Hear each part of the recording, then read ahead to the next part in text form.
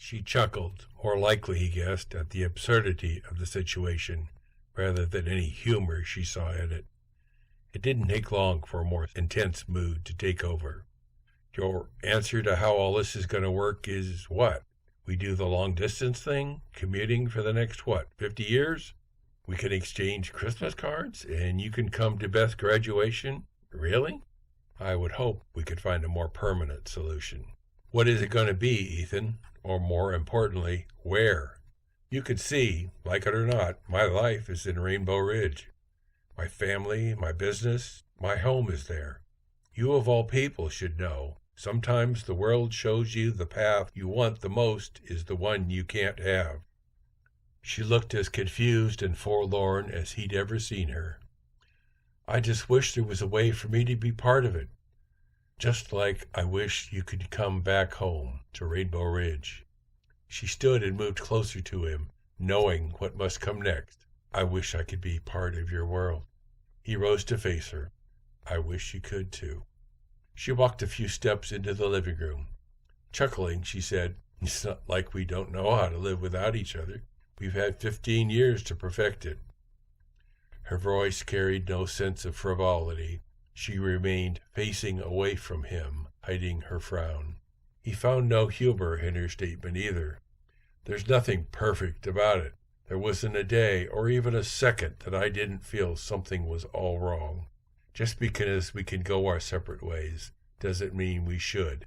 It's too late for anything else. She turned toward him. Be happy, Ethan. Right now it seems to be all I can ask. Ethan sprang to his feet. Don't ask that. We can live apart. We already proved it. But happiness is something I've rarely felt since I left. It's just not going to happen. She hugged him, lingering longer than necessary.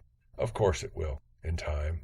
He stood back, a cynical, humorless smile on his face. Like maybe another 15 years? She turned and walked away. Maybe it's just not meant to be. It's written in the book of fate. They don't belong together. Isn't that what you told me? I was wrong. He marched over to her, spun her around to face him. Nothing is written unless we write it. He kissed her hard and long. It went on forever. At least he hoped it would. But like all things too good to be true, it came to an end. Melody retreated several steps. Ethan, please, this is hard enough without you making it worse. I better pack. It's a long drive home. 10 minutes later, Ethan heard the front door open. Looking over the stair railing, he saw Melody with her suitcase, standing at the front door, staring up at him. She ignored the tears still streaming down her cheeks and shrugged her shoulders, then picked up her bag and walked out. Ethan sprinted down the stairs and out the door, trying to catch up with her. As she put her bag in the back of her SUV and opened the driver's door, Ethan whispered to her, I love you. She whispered back, I know.